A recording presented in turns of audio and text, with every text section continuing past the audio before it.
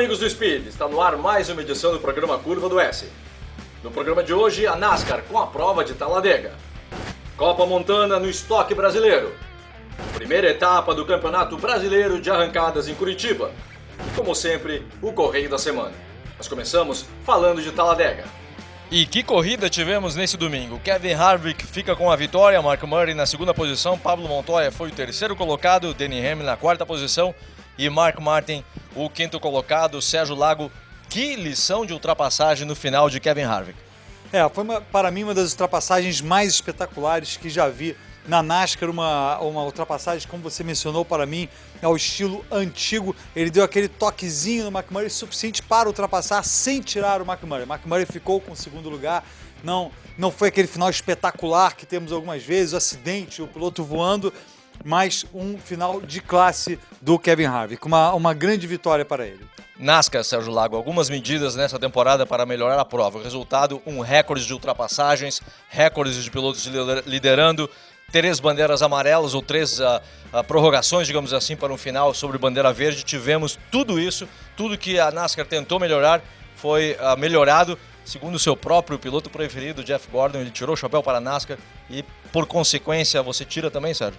Evidentemente, mas eu nunca deixei de tirar, eu estou falando bem dessas mudanças desde o início. Não precisa sorrir para mim, não é porque ele falou, eu já estava falando antes, e não só ele, não só eu, é uma porção de gente.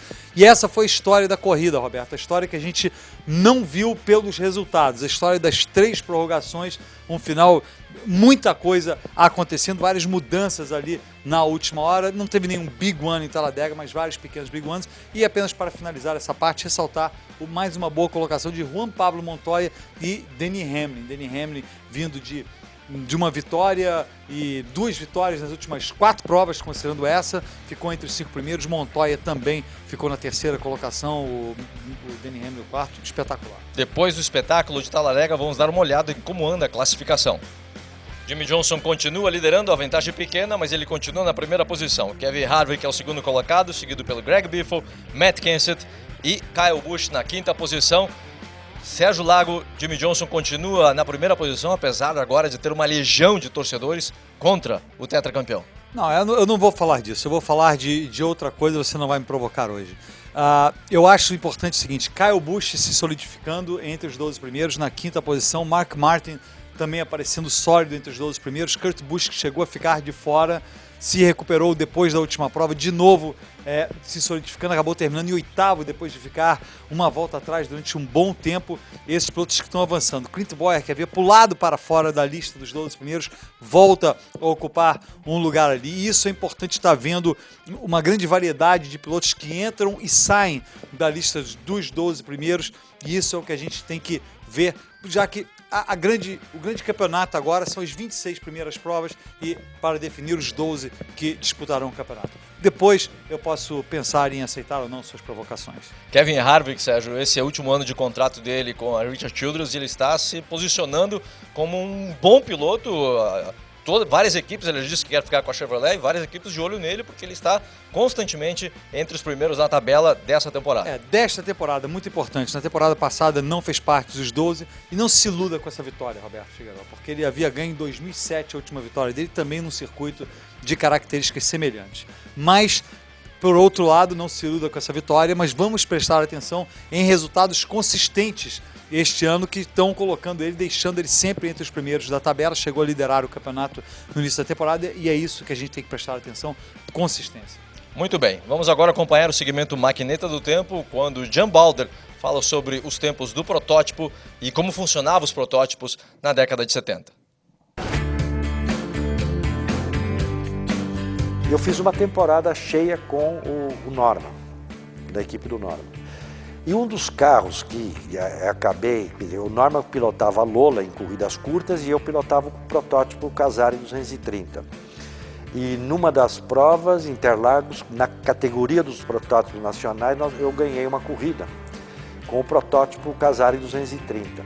Esse protótipo também foi fantasticamente restaurado pelo Trevisan lá em Passo Fundo. Aí passou uma temporada de Brahma e depois nós pulamos, deixa eu me lembrar, para a equipe do...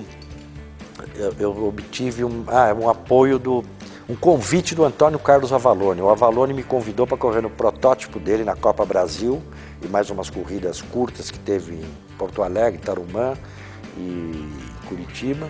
Era um protótipo, uma réplica de uma Lola, um carro muito bom, muito bem construído também. E logo depois do Avalone eu tive um convite para montar uma equipe profissional, que era patrocínio da Evadim. E aí nós montamos uma equipe com um Volkswagen na divisão 3 e um Polar na divisão 4.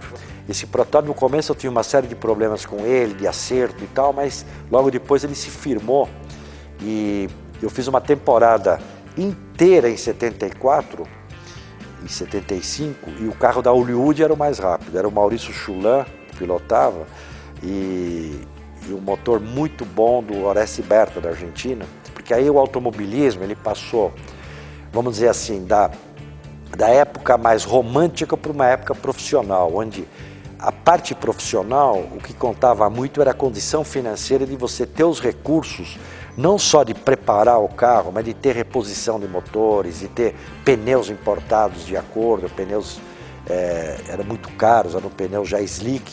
Esse carro, ele está hoje também nas dependências do Museu do Paulo Trevisan, que com esmero fantástico restaurou o carro inteiro, ele inclusive parte do chassi inteiro ele refez, ele fez a parte de câmbio, suspensão, usou a mesma carenagem nossa, que na época de 73, e o carro está todo restaurado, está maravilhoso.